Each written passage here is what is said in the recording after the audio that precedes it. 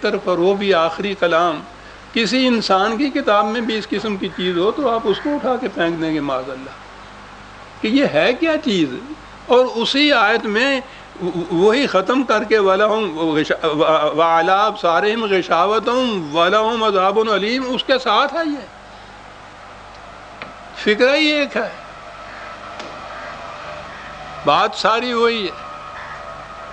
قرآن کریم کو تصریف آیات کی روح سے سمجھنے کی ہے. خدا نے خود کہا ہے کہ یہ طریقہ ہے قرآن کے سمجھنے کا کہ جو موضوع کسی ایک مقام پہ آیا ہو یہ دیکھیے دیگر مقامات میں قرآن نے اس کے متعلق کیا کہا ہے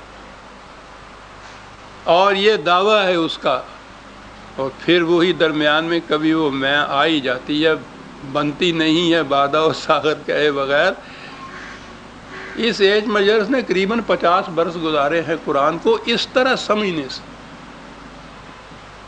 بات بڑی ہے، ہوں چھوٹا سا ہے، لیکن اس کا یہ فضل و کرم ہے کہ اب کوئی قرآن کی آیت ایسی نہیں ہے جس میں مجھے کوئی الجھن پیدا ہوتی ہو، اس لیے کہ میں نے تصریف آیات سے سمجھ رہا ہے. ایک وقت میں جو آیت سامنے میرے آتی ہے، قرآن کے سارے مقامات میرے سامنے ہوتے ہیں، وہ خود اپنے مقامات کو واضح کرتا چلا جاتا ہے. اور وہیں سے یہ نظر آتا ہے کہ اعجاز کیا ہے قرآن کا. اب اسی ایک چیز کو لے لیجئے جس کے لیے میں نے یہ تمہیدی تعارف ضروری سمجھا. یہ جو آیت ہمارے سامنے آئی، مہر لگا دی.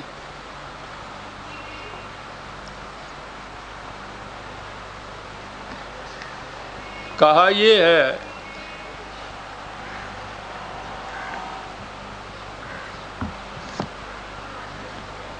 کہ انہیں اتنا سمجھایا جاتا ہے، اتنی کوشش کی جاتی ہے، اس کے باوجود یہ سمجھتے ہی نہیں ہیں. ماننا تو ایک بات رہی، کم از کم سمجھنے کے بعد انکار کریں، کوئی اعتراض کریں، کوئی دلیل دیں تو کچھ بات بھی ہوئی. یہ کیا بات ہے؟ بات تو ان کی طرف سے جواب تو آ جائے گا ان کی طرف سے اگر وہ پہلی آیت میں آئیں گے کہ صاحب بات تو صاف ہے، آپ نے خود ہی ہمارے دلوں پہ مہریں لگا دی ہوئی ہیں تو ہم سمجھ کیسے سکتے ہیں. یہ وجہ ہے. اور اس نے یہیں صاف کر دی بات کہ جسے یہ دلوں پہ مہر لگنا کہتے ہیں ہے کیا چیز. یوں عزیزان من 2 آیتیں ملائیے بات صاف ہو جاتی ہے. کلا، بات یوں نہیں جیسے یہ کہہ رہے ہیں. دیکھا قرآن کا یہ کلا کہاں آتا ہے؟ یوں نہیں ہے. بلکہ بات اصل میں یہ ہے رانا علی قلوبہم ما کانوا یکسبون، جو ان کے اعمال ہیں وہی زنگ بن کے ان کے دلوں کے اوپر لگ جاتے ہیں.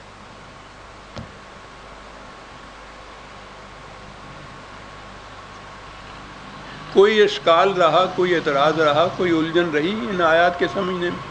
اب یہ چیز کہ وہاں اللہ اپنی طرف کیوں منسوب کرتا ہے؟ جو چیز بھی خدا کے قانون کے مطابق ہوتی ہے اسے خدا اپنی طرف منسوب کر دیتا ہے.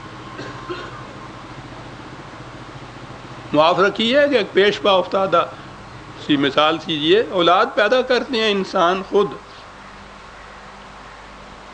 اسے بھی خدا اپنی طرف منسوب کرتا ہے کہ ہم جس کو چاہے بیٹا دیتے ہیں، جس کو چاہے بیٹی دے دیتے ہیں. اس کا انداز یہ سمجھانے کا، اور یہ ہے بات یہ کہ یہاں سب کچھ خدا کے قوانین کے مطابق ہوتا ہے. کبھی تو وہ اس قانون کی طرف اشارہ کر دیتا ہے، کبھی وہ قانون دینے والے کی طرف یا قانون بنانے والے کی طرف اشارہ کر دیتا ہے، وہاں اشارہ خدا کی طرف ہو جاتا ہے. دوسرے مقام کے اوپر وہ اس قانون کو واضح کر دیتا ہے تو اس کے بعد معلوم ہو جاتا ہے کہ جب خدا نے اپنے متعلق کہا تھا تو اس کے معنی یہ تھے.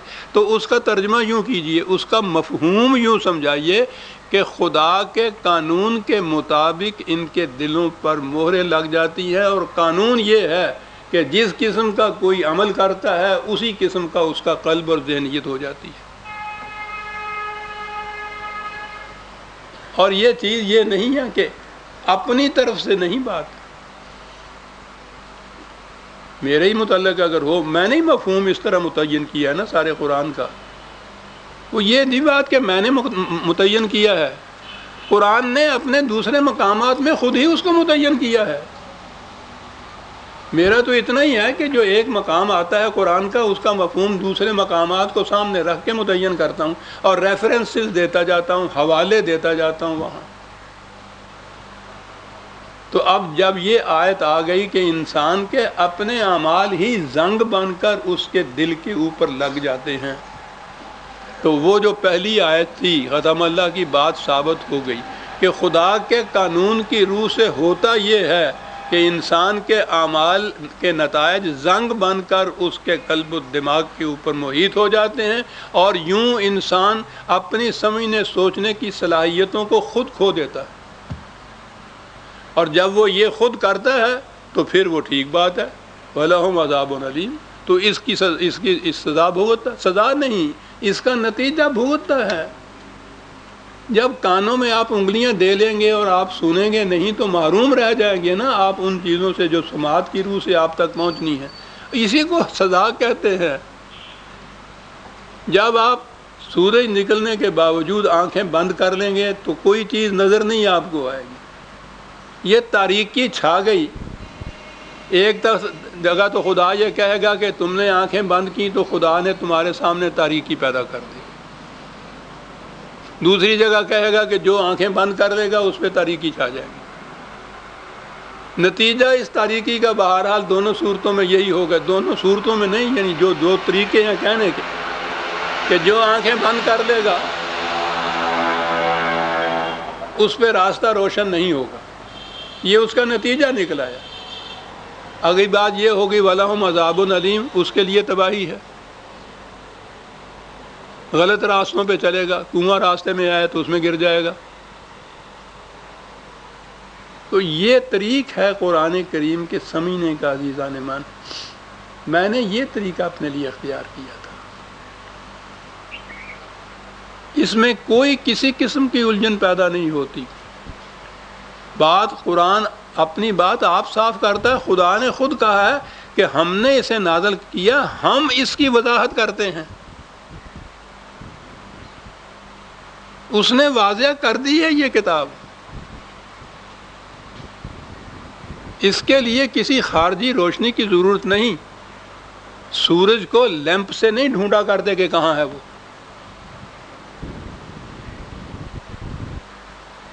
یوں قرآن واضح ہو جاتا ہے، اور یہ اس کا دعویٰ ہے، اور جو بھی اس پہ محنت کرے گا وہ اس دعوے کی صداقت کو خود پا لے گا۔ کلا، یہ دیکھیے یہ انداز جو اس کا ہے، یوں نہیں جیسا تم کہہ رہے ہو کہ خدا نے مہریں لگا رکھی ہوئی ہیں، بالکل نہیں، ایسے نہیں، بلکہ حقیقت یہ ہے رَأَنَ عَلَىٰ قُلُوبِهِمْ مَا كَانُوا يَكْسِبُونَ۔ اور پھر یہ ما کانوا یکسبون، قرآن کا تو ایک ایک لفظ ہمالیہ پہاڑ ہے، یہ نہیں ہے کہ اس کی وجہ سے کچھ ایسا جیسے کہا جاتا ہے، عجیب انداز ہے کہنے کا، جو کچھ وہ کرتے ہیں وہی زنگ بن جاتا ہے، ما کانوا یکسبون۔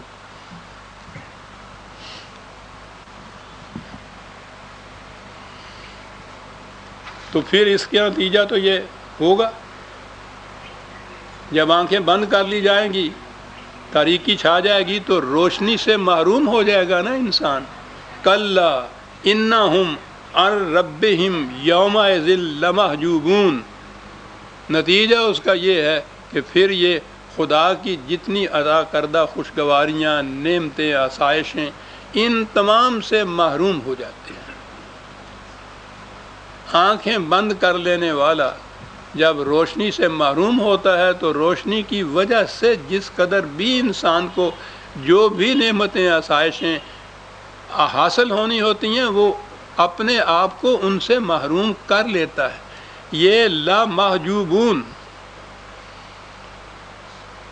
یعنی یہ نہیں کہ وہ پھر حجاب کے ویسے معنی تو ایک نقاب کے ہوتے ہیں، پردے کے ہوتے ہیں، حجب کے معنی ہوتا ہے محروم ہو جانا، وہ اپنے آپ کو محروم کر لیتے ہیں۔ یہ روش، یہ ذہنیت اختیار کی جائے تو اپنے آپ کو پھر خود محروم کر لیتے ہیں۔